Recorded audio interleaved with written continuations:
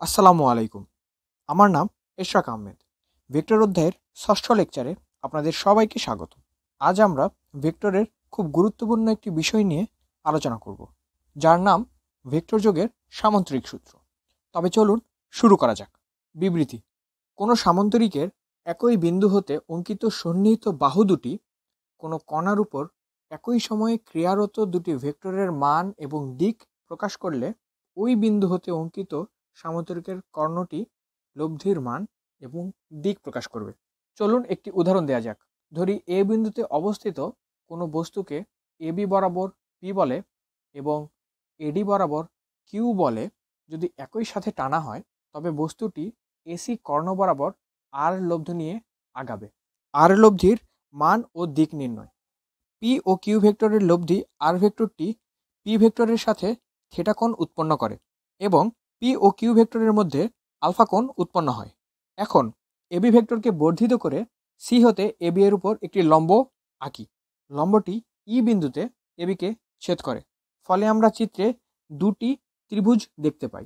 চিত্রে বিসিই ত্রিভুজ হতে আমরা পাই cos alpha equals to BE divide by CE, অর্থাৎ BE equals to BC cos alpha, এবং sine alpha equals to CE divide by BC, অর্থাৎ CE equals to BC sine alpha. এখানে AB equals to P, BC equals to Q এবং AC equals to R লব্ধি। সুতরাং BE equals to Q cos alpha এবং CE equals to Q sine alpha লেখা যায়। এখানে সমকোণী ত্রিভুজ এসিইতে পিথাগোরাসের সূত্র বসিয়ে আমরা পাই AC square equals to AE square plus CE square. এখানে এই স্কোয়ারকে ভাঙিয়ে AB plus BE whole square লেখা যায়।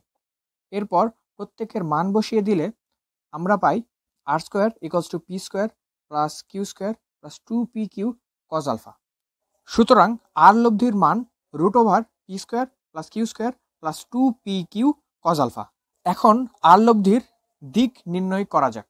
এর জন্য এসিই সমকোণী ত্রিভুজকে আলাদা করে বের করে লেখা হলো, যেখানে ভূমি P plus Q cos alpha এবং লম্ব কিউ সাইন আলফা। সুতরাং আমরা জানি ট্যান থিটা ইকুয়ালস টু লম্ব বাই ভূমি। সুতরাং ট্যান থিটা ইকুয়ালস টু আমরা লিখতে পারি Q sine alpha divide by P plus Q cos alpha. দিক নির্ণয়ের ক্ষেত্রে দুইটি সিনারিও হতে পারে।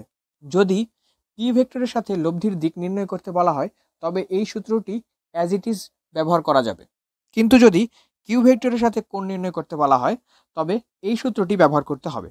এখন সামান্তরিক সূত্রের কিছু স্পেশাল কেস নিয়ে আলোচনা করা যাক। কেস 1: যদি আলফা এর ভ্যালু 0 হয়, অর্থাৎ পি ও কিউ যদি একই দিকে কাজ করে, সেক্ষেত্রে আমরা লিখতে পারি R square equals to P square plus Q square plus two P Q cos 0।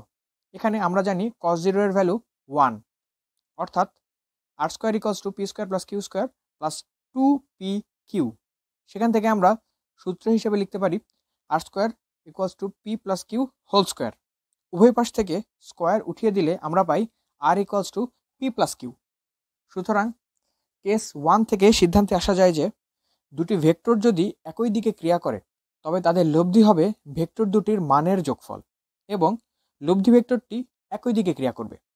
Case 2: alpha equals to 90 degree, অর্থাৎ পি ও কিউ ভেক্টর যদি পরস্পরের উপর লম্ব হয়, সেক্ষেত্রে R square equals to P square plus Q square plus two P Q cos 90, যেখানে cos 90 এর ভ্যালু 0, অর্থাৎ আমরা পাই R square equals to P square plus Q square. সুতরাং লব্ধের মান হবে root over Q square plus P square এবং লব্ধের দিক হবে tan inverse Q by P এর দিকে। এর পরের কেসটি খুব স্পেশাল। এই ক্ষেত্রে ধরা যাক পি ও কিউ ভেক্টরের মান সমান এবং উভয়ে 120 ডিগ্রি কোণে কাজ করে। সুতরাং আমরা লিখতে পারি R square equals to P square plus Q square plus two P Q cos 120। আমরা জানি কস 120 এর ভ্যালু -12 এবং পি এবং কিউ এর ভ্যালু সমান। সুতরাং আমরা লিখতে পারি R square equals to P square, Q এর মান চেঞ্জ করে আমরা লিখতে পারি পি স্কোয়ার এবং পি কিউ এর বদলেও আমরা লিখতে পারি পি স্কোয়ার এবং কস 120 এর ভ্যালু এখানে -12। সুতরাং আমরা লিখতে পারি R square equals to P square. এ থেকে সিদ্ধান্তে আসা যায় যে দুটি সমান মানের ভেক্টর যদি 120 ডিগ্রি কোণে ক্রিয়াশীল হয়, তবে তাদের লব্ধি হবে ওই দুটি ভেক্টরের সমান। সর্বশেষ সিনারিওতে দুটি ভেক্টর যদি পরস্পরের বিপরীত দিকে ক্রিয়া করে, অর্থাৎ 180 ডিগ্রি কোণে কাজ করে, সেক্ষেত্রে R square equals to P square plus Q square plus 2pq cos 180। আমরা জানি cos 180 এর ভ্যালু -1, সুতরাং আমরা লিখতে পারি P square plus Q square minus 2pq, যা P minus Q whole square. উভয় পাশ থেকে স্কোয়ার তুলে নিলে আমরা পাই R equals to P difference কি। এ থেকে সিদ্ধান্ত নেওয়া যায় যে দুটি ভেক্টর পরস্পরের বিপরীত দিকে ক্রিয়া করলে এদের লব্ধি হবে ভেক্টর দ্বয়ের পরস্পরের মানের পার্থক্যের সমান এবং দিক হবে বৃহত্তম ভেক্টর যেদিকে ক্রিয়া করে সেই দিক বরাবর। সুতরাং আমরা বলতে পারি দুটি ভেক্টর পি ও কিউ কত কোণে ক্রিয়াশীল তার উপর এদের লব্ধির মান নির্ভর করে। সর্বোচ্চ লব্ধি পাওয়া যায় যখন ভেক্টর দুটি একই দিকে ক্রিয়া করে, এবং সর্বনিম্ন ভেক্টর পাওয়ার জন্য ভেক্টর দুটিকে পরস্পরের বিপরীত দিকে ক্রিয়াশীল থাকতে হয়। তবে আজ এ পর্যন্তই। এতক্ষণ সাথে থাকার জন্য ধন্যবাদ। দেখা হবে পরের ভিডিওতে।